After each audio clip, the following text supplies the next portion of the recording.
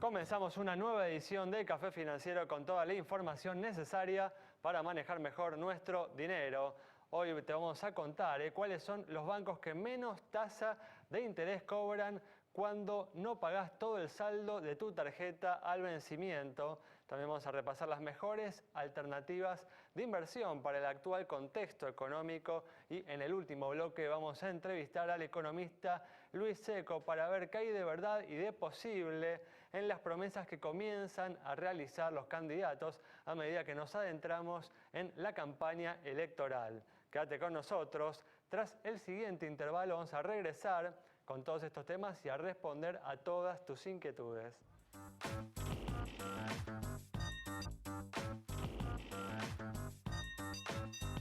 Bueno, ya estamos aquí como siempre con Santiago Chelala, también está Yamila Escala y hoy nos está acompañando, al igual que ayer, Julián Siri, pero en esta oportunidad para brindar algunas recomendaciones de inversión para todas aquellas personas que están así evaluando qué hacer con su dinero en este contexto económico que presenta, sus dificultades para tomar la mejor decisión. ¿Qué tal? ¿Cómo andan? Muy bien, Hola, ¿cómo estás? Gracias por estar una vez más aquí. Y vamos a comenzar con las noticias que tenemos para hoy, que como siempre son muchas, y vamos a comenzar con información del mercado de seguros, porque la semana pasada se realizó una jornada para analizar, para evaluar estos 2 años que ha cumplido el Plan Nacional Estratégico del Seguro. Yamila nos cuenta lo que sucedió en este evento. Semana que no puede pasar inadvertida porque al cumplirse 2 años del plan estratégico, sí, lanzado por la Superintendencia de Seguros de la Nación, con todo lo que, no sé si recuerdan, pero fuimos a lo largo de todos estos meses explicando qué significaba y qué significó para el sector en aquel momento cuando en una reunión junto al Superintendente de Seguros de la Nación, Luis Bontempo, y la Presidenta de la Nación, se apoyó de alguna manera, se le dio una mano a este sector para seguir con el crecimiento. Bueno, el balance a 2 años no trajo ningún anuncio muy importante, pero en sí se renovó el pedido de las empresas respecto de la ampliación de las inversiones. Ustedes recuerden, para el llamado inciso K, que tienen que cumplimentar todas las compañías. No se anunció la inclusión de la póliza multirriesgo en lo que es el seguro agrícola. De todas maneras, estuvimos viendo estas nuevas opciones que se están estudiando para ver de cómo se puede ampliar esta cuestión vinculada desde ya a la sequía y a las inundaciones que tanto afectan los cultivos en la Argentina. Y por otro lado, se insistió en la necesidad de fomentar la cultura aseguradora. Por otro lado también, y dejando de alguna manera estas conclusiones, pero que de alguna manera, así como desde el sector vida siguen insistiendo en esta necesidad de incentivar, ¿sí?, el sector para que más gente se acerque a lo que son los seguros de vida, bueno, por otro lado, APAS, sí, cambiando de tema, pero refiriéndome a la semana pasada porque no lo quiero dejar pasar, APAS y FAPASA, sí, la Federación y la Asociación de Productores de la Argentina, se unieron, sí, hubo un encuentro y de alguna manera se habló de la potenciación. Todas, encuentros y reuniones que van hacia adelante, que implican, que marcan un camino, pero siempre a la espera de buenos y mejores resultados. Bueno, espero que se siga avanzando en estas iniciativas, bueno, en un contexto de todas formas que dificulta el desarrollo del seguro. Bueno, vamos a cambiar de tema y como te dije en la apertura, te vamos a contar cuáles son los bancos que menos tasa de interés te cobran cuando no pagás todo el saldo de tu tarjeta al vencimiento. Información muy importante: cuando uno hace muchas compras en cuotas, se va acumulando un saldo y uno paga el mínimo, deja el resto para más adelante. Bueno, justamente ese resto se va actualizando, va generando un interés que puede ser muy alto a medida que pasan los meses y uno no termina de cancelar la tarjeta de crédito. Vemos en pantalla cuáles son los bancos más interesantes que muestran tasas de interés más bajas en estos casos. Banco Nación, 30%, Tierra del Fuego, 33,5%, con 35% el Banco del Chubut, 36% Banco de Córdoba, Credicop 37%, esto es para cualquiera de sus tarjetas, a menos que aclare Master o Visa, 37% Provincia, 38% Credicop, con 39% tenemos el Banco de Chaco y el Banco Ciudad, Con 42 ya estamos en el Banco de Corrientes. Fíjense que la mayoría son bancos públicos o el Banco Cooperativo, los más económicos. Acá ya entramos en la lista de los privados. Santander Río 42, La Pampa 42,5, con 44 el Banco de Santa Cruz y con 45 Banco Francés y Banco Patagonia. Como vemos, desde un 30 hasta un 45%, es decir, un 50% más de interés uno podría pagar según el banco que elija, pero recuerden, estos son los más económicos. Después hay otras entidades que cobran mucho más cuando no se tratan de grandes bancos, así que, bueno, a prestar atención y a tratar de evitarlo esto también, de sobreendeudarse con la tarjeta si uno después tiene que refinanciar el saldo y no alcanza a pagar por completo lo que viene en el resumen del mes. Información realmente importante que te puede permitir ahorrarte una cantidad enorme de dinero en intereses si justamente tenés esta información en cuenta. Vamos a cambiar de tema y vamos a comenzar con las recomendaciones, esta sección habitual para todas aquellas personas que tienen algún dinero y que están buscando alguna alternativa donde colocarlo para, por ejemplo, que tu dinero no pierda frente a la inflación. Vamos a comenzar con la primera recomendación de este día, Julián. Bien, si bien vamos a hacer una recomendación conservadora, creo que, dadas las perspectivas del corto plazo, uno no esperaría tantos movimientos en el tipo de cambio que realmente nos interesa como inversores, que es más el que está cercano al paralelo, el contado con liquidación, o el dólar MEP, dólar bolsa. Entonces, me parece que la recomendación con respecto a lo que venía haciendo, por ejemplo, en las últimas participaciones de un título como el BODEN 2015, pierde un poco de sentido al precio en el que está cotizando hoy por hoy.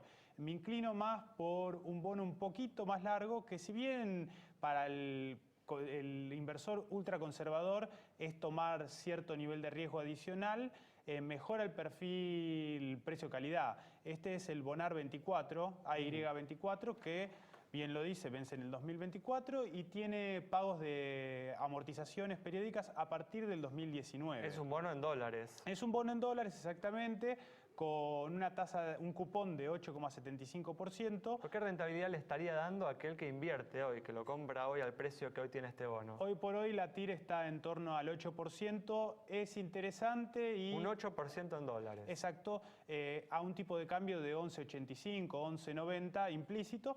Es más que interesante porque uno se hace de los dólares, los cupones en dólares, tiene cierto riesgo adicional dado que la vida promedio del dólar y la sensibilidad de los cambios de la tasa de interés son mayores, pero me parece de que también uno puede despejar el camino y jugar un poco con las expectativas de lo que va a venir para Argentina pasado esta administración. Bueno, además si uno lo ve, digamos, como un activo para mantener en su cartera, es una opción más que recomendable. Exactamente. Bueno, muy bien. Nos vamos entonces con esta primera recomendación. Quédate con nosotros. En instantes estamos nuevamente contigo.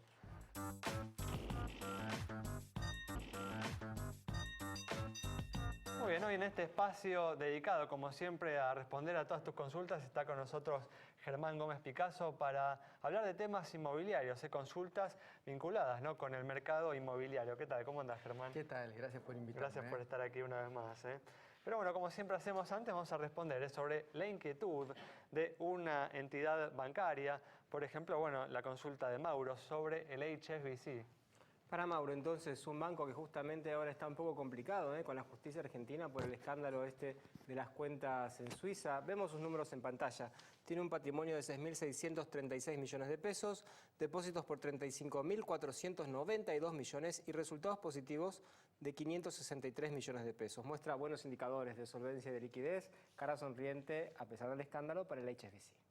Muy bien, perfecto. Desde ya nos estamos refiriendo a su situación de solvencia local, nada que ver con su situación en Suiza, ya que es la que ha generado estos inconvenientes con el gobierno argentino. Bueno, vamos a comenzar con las consultas, por ejemplo, la de Carolina. Germán, que está por alquilar un departamento de 2 ambientes en Capital, habló directamente, nos cuenta con la dueña, y esta le dijo que durante los primeros meses tiene que pagar un monto, a partir de ahí el alquiler aumenta un 15%, y el año que viene se fija un precio nuevo, ¿no? Quiere saber si esto es legal, porque tiene entendido que los contratos son por 2 años. Sí, son por 2 años y en general lo que se hace es actualizar el valor. Cuando ella dice que después de unos meses le quieren actualizar el precio, seguramente se lo están queriendo actualizar después de los primeros 6 meses. Lo que se está estilando es que sea, después cada 6 meses se actualiza en el orden del 12,5% del valor inicial. Pues una modalidad habitual, entonces. Es habitual. Que se está llevando adelante. En realidad no es una indexación, sino que cuando se firma el contrato se habla de un monto total del alquiler por los 24 meses, pagadero de la siguiente forma, y esa forma de pagarlo se va aumentando cada 6 meses. Bueno, es una manera de ajustar, ¿no?, el alquiler a lo que va sucediendo con la inflación desde ya, Exacto. ¿no? Que de todas formas también los salarios también van aumentando. En última instancia, lo que sería problemático, digamos, es si en algún momento se congelan los salarios y siguen aumentando los alquileres. Claro, sí, sí, sí. Bueno, muy bien, vamos a continuar ahora con la consulta de María, que está queriendo vender un inmueble en la zona de Almagro, pero no consigue compradores al valor que le puso a la inmobiliaria, ¿no? Algo habitual en estos últimos años, ¿no?, con la fuerte caída de las ventas. Nos pregunta si le recomendamos bajar el precio o esperar hasta después de las elecciones y ver qué pasa. Primero habría que ver el valor al que le tasó la inmobiliaria a la propiedad. Es un departamento en Almagro, por lo que dice. Yo te diría que un precio para un usado estándar bueno en Almagro, un precio de equilibrio, un precio para poder vender es en el orden de $2.600. Si está muy por encima de ese precio... $1.600 el metro cuadrado. El metro cuadrado. ¿No? Si está muy por encima de ese precio, seguramente sea difícil de vender.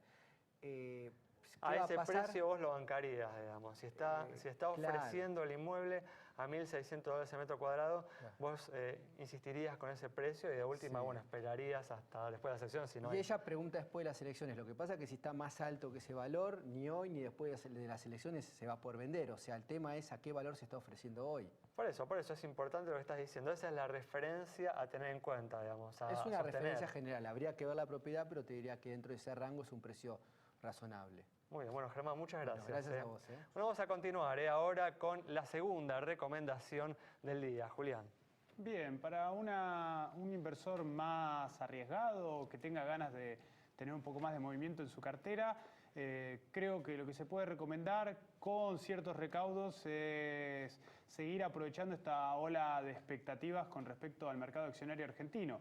¿Por qué digo con ciertos recaudos? Porque realmente también ya de diciembre acá tuvo un aumento de 50% en pesos y muy enfocado, como mencionamos en el programa anterior, en lo que es energéticas y bancos. La cuestión es que en tanto y en cuanto siga cayendo las tasas de interés para los bonos argentinos, los bancos muestran una alta correlación en sus precios con respecto a los bonos y van a seguir teniendo un recorrido alcista. Mi recomendación es jugarle a esto, pero con opciones. Esto es comprar un call, un derecho a compra de alguno de los bancos. Por lo general, el que más mercado de opciones tiene es el Banco Galicia y es el que también exhibe un precio, digamos, el price earnings, ese indicador de el precio sobre las ganancias menor con respecto al Banco Macro y al Banco Francés.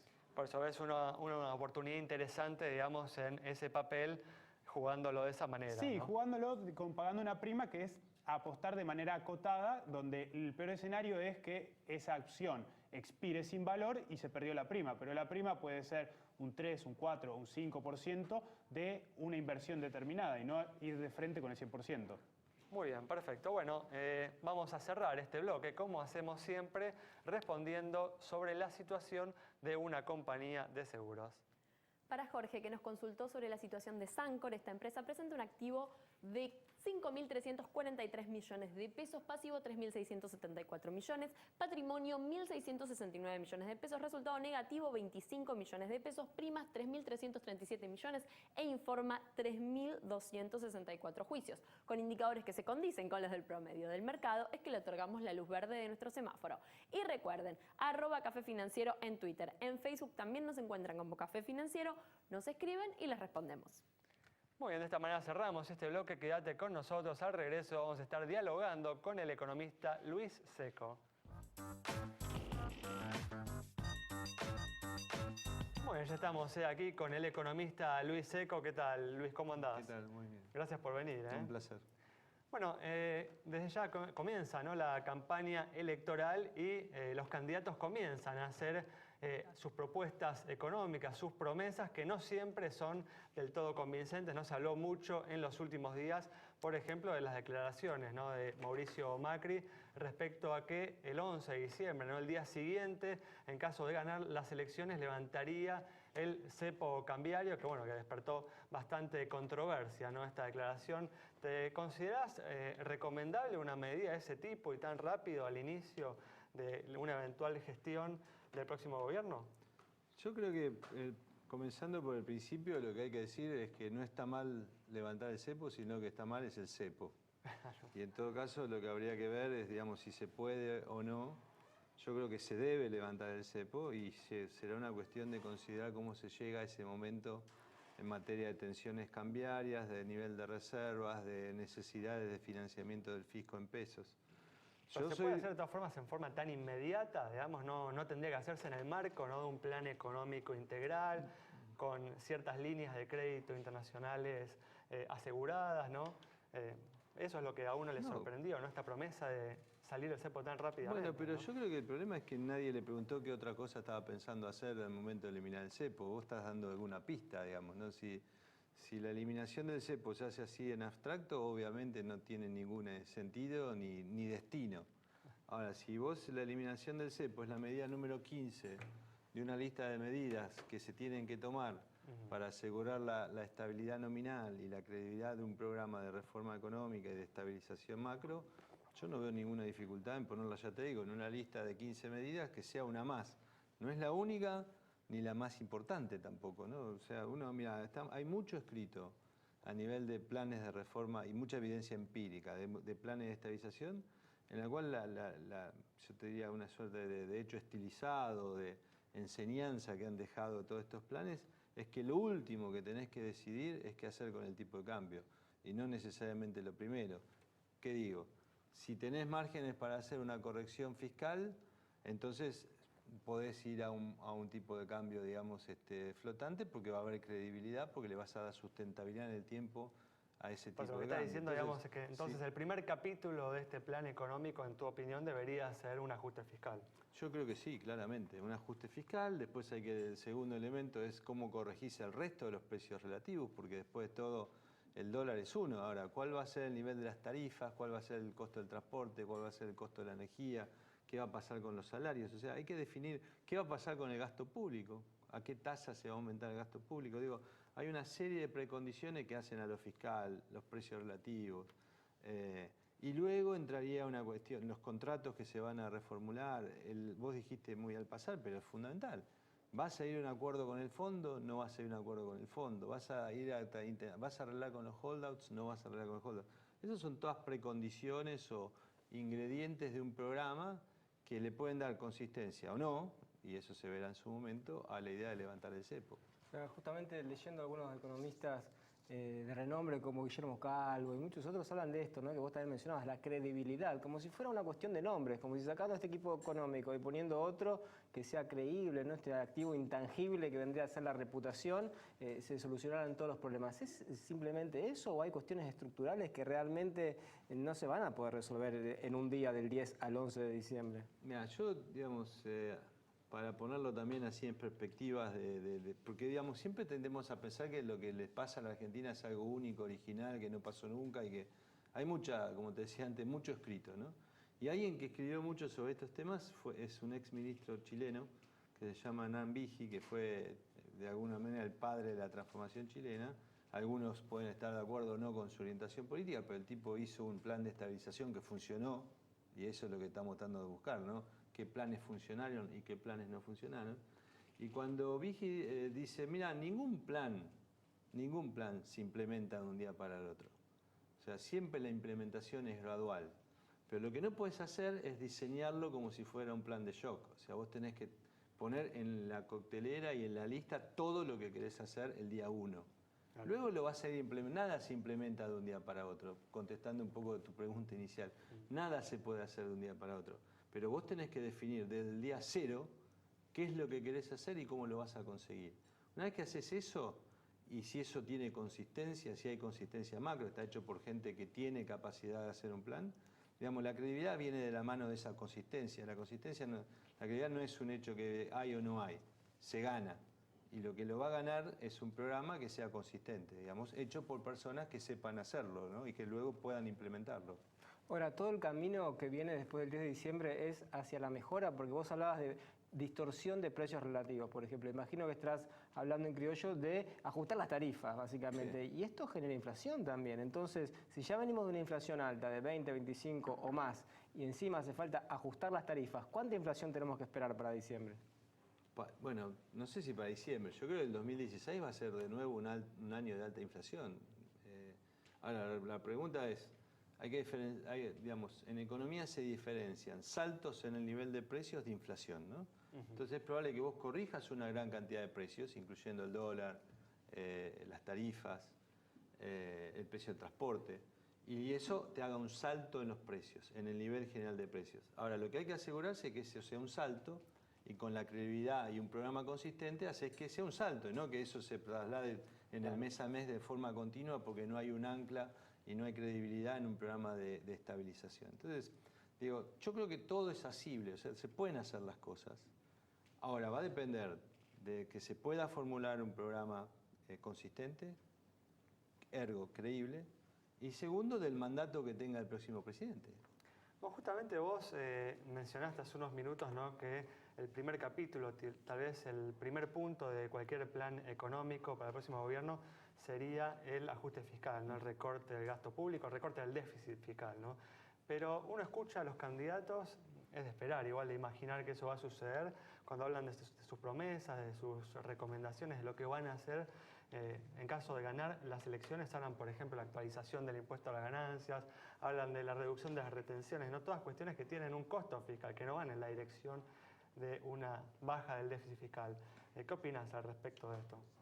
Yo creo que, digamos, hay alguna serie de cuestiones que me parece que tal vez se mezclen conceptos o incluso experiencias históricas no muy lejanas de la Argentina. Hacer un ajuste fiscal en los 90 con la convertibilidad requería de una baja del gasto nominal. O sea, vos tenías que hacer el programa de Machinea de su momento, aumentar impuestos o bajar gasto. Luego vino López Murphy que intentó de vuelta bajar el gasto nominal. Hoy tenés el aliado, entre comillas, de la inflación. Claro. Entonces, la verdad que yo creo que durante el 2016 y la etapa inicial del ajuste, el gasto público en términos nominales tal vez siga subiendo. Va a subir menos que otras variables y eso va a ser parte del ajuste. Intentar que suba menos que la inflación. Exactamente, por ejemplo. Entonces, y menos que el PBI nominal, porque también suponemos que el PBI va a estar creciendo, la economía va a estar creciendo, la inflación, si bien va a mantenerse durante un tiempo, va a ir desacelerándose y uno tiene que ir acomodando el gasto a eso. Bueno, se puede hacer un ajuste fiscal sin recortar el gasto público, digamos. Se va a recortar en términos reales. O sea, ajustado por inflación. No en términos nominales, no, digamos, echando gente. Digamos, no. en términos nominales, claro, viste, ves, por ahí uno dice, bueno, es una suerte de engaño al fin del día, ¿no? Porque es la misma cantidad de gasto incrementada por una tasa determinada por debajo de tasa de inflación, en la capacidad de ese gasto de mover la economía, y en caso que sean salario va a ser menor. Ahora, eso es lo que hay que hacer. O sea, es muy triste decirlo, ¿no? Pero este programa económico que tuvimos en los últimos 12 años vino postergando sistemáticamente una serie de ajustes, y ahora el ajuste que hay que hacer es mayor que se habría hecho si se hubiera implementado antes, ¿no?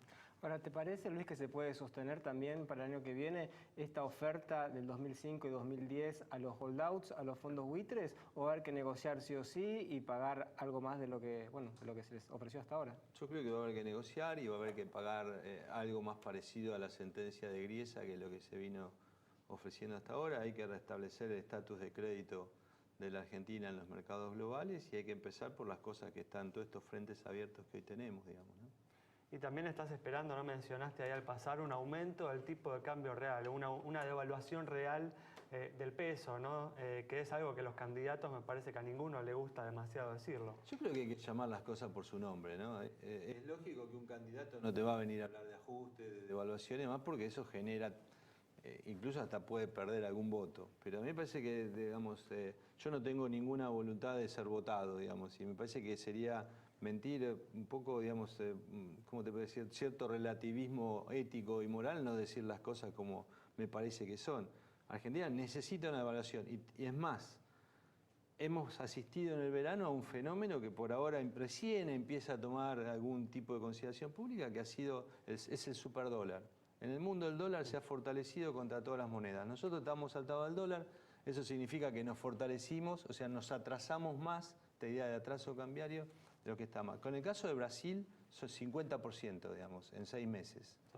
No, un tema grave. Muy bien. Exactamente. Bueno, Luis, se nos acabó el tiempo. No, Muchas gracias por haber estado con nosotros. Entonces, las opiniones de Luis Seco, analizando las propuestas de los candidatos y viendo, ¿no?, que hay de verdad de posible en lo que se comienza a prometer a medida que nos vamos adentrando en esta campaña electoral. Nos reencontramos el próximo domingo a las 19:30 aquí en Metro.